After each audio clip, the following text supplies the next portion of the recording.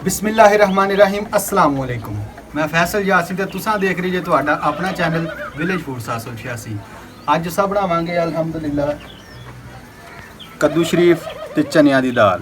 अल्हम्दुलिल्लाह बड़ा मज़ेदार सालन पकदा वा ते अल्हम्दुलिल्लाह कद्दू शरीफ ते चनिया दी दाल वाला सालन बहुत हैल्दी है। तुसां अपने घर जरूर ट्राई करो, इंशाल्लाह सारी फैमिली बड़ी मज़े नाल खाएगी। तो चलो देखते हैं आसान जिहा सालन यानी कद्दू शरीफ ते चने की दाल वाला सालन कैसा तैयार होंदा ते इहनूं बनाउण वास्ते किहड़ियां शावां दी लोड़ पेगी। चने की दाल मैं लईए ते इहनूं तकरीबन 2 घंटे हो गए मैं भिगो के रखिया सीगा ते हुण असां तकरीबन 4 ਤੋਂ 5 मिनट पहले दाल नूं उबालांगे। बिस्मिल्लाहिर्रहमानिर्रहीम पानी शामिल करांगे। बिस्मिल्लाहिर्रहमानिर्रहीम चने की दाल ऐड कर देंगे। बिस्मिल्लाहिर्रहमानिर्रहीम हांडी नूं चाड़ लांगे चुल्हे ते। जिन्नी देर तक चने की दाल उबलदी उन्नी देर तक असां कद्दू शरीफ की कटाई कर लांगे।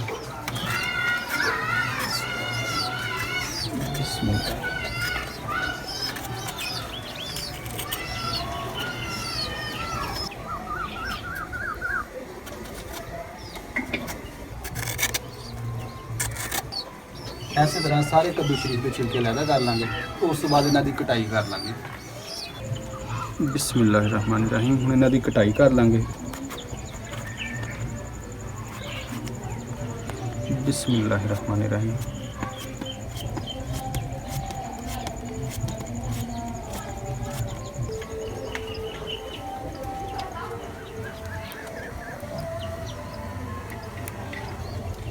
ਜਦੋਂ ਇਹ ਸਾਲਨ ਮੇਰੀ अम्मी जान पकाते हैं अल्हम्दुलिल्लाह असां ਉਂਗਲਾਂ ਚੱਟਦੇ रह जाते, बड़ा स्वादी पकाते हैं। अल्हम्दुलिल्लाह कद्दू शरीफ की असां कटाई कर ली है। हुण असां प्याज़ां की कटाई कर लांगे। बिस्मिल्लाहिर्रहमानिर्रहीम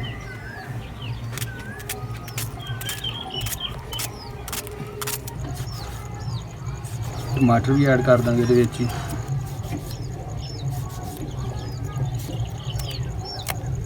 हरिया मिर्चों की भी कटाई कर लेंगे।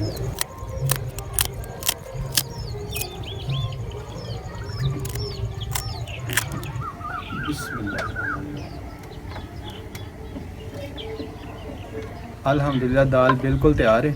हुण असां इहदे च ऐड करांगे सब्जी जिन्हां दी असां कटाई कीती सी। बिस्मिल्लाह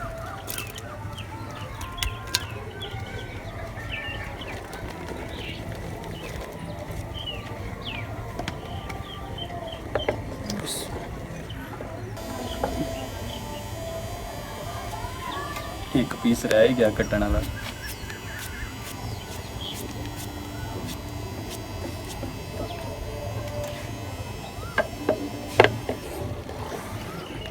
अल्हम्दुलिल्लाह सब्जी असां शामिल करती है। हुण असां ऐड करांगे नमक जायके दे मुताबिक,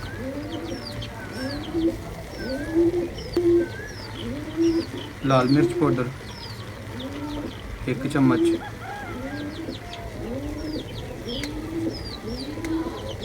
हल्दी पाउडर आधा चम्मच,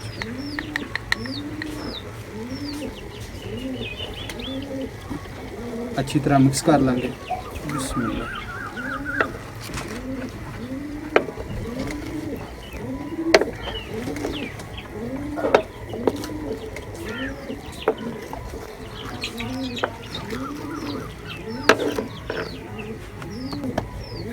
बिस्मिल्लाहिर्रहमानिर्रहीम हुण असां कज के सब्जी नूं अच्छी तरह पकावांगे।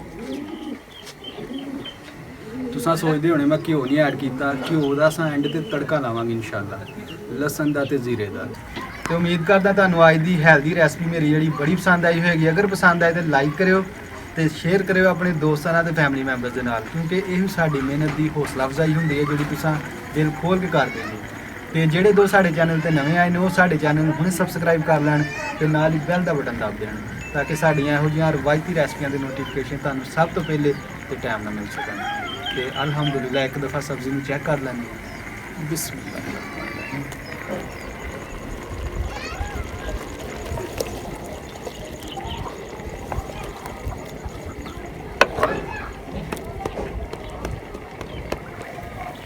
तकरीबन थोड़ी देर तक असां इंशाअल्लाह तड़का लावांगे हांडी में। बिस्मिल्लाह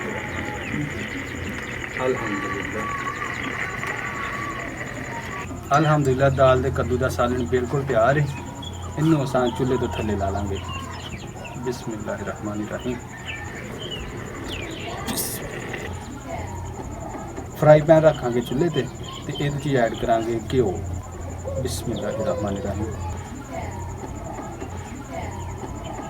घ्यो गर्म हो गया है, हुण असां शामिल करांगे लसन। एकदम मैं बरीक बरीक कटाई कर ली सी। बिस्मिल्लाह थोड़ा फ्राई करांगे इन्हूं। लसन थोड़ा फ्राई हो गया है, जीरा शामिल करांगे। बिस्मिल्लाहिर्रहमानिर्रहीम। इन्हूं असां सालन च ऐड कर देंगे। बिस्मिल्लाह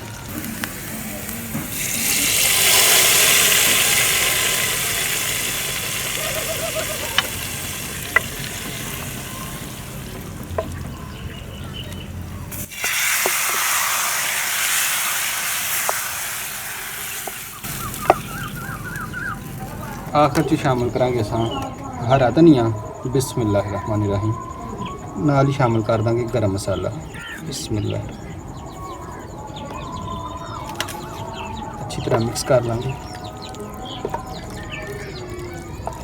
बिस्मिल्लाह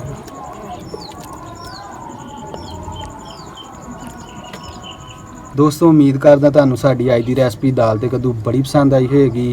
ते अगर तुहाडी कोई फरमाइश या सवाल होए तो सानूं कमेंट करके साडे नाल जरूर शेयर करियो। अपना बहुत सारा ख्याल रखियो, दुआवां च सानूं याद रखियो। इंशाअल्लाह अगली रेसिपी नाल मुलाकात होएगी। अल्लाह हाफिज़। पाकिस्तान जिंदाबाद।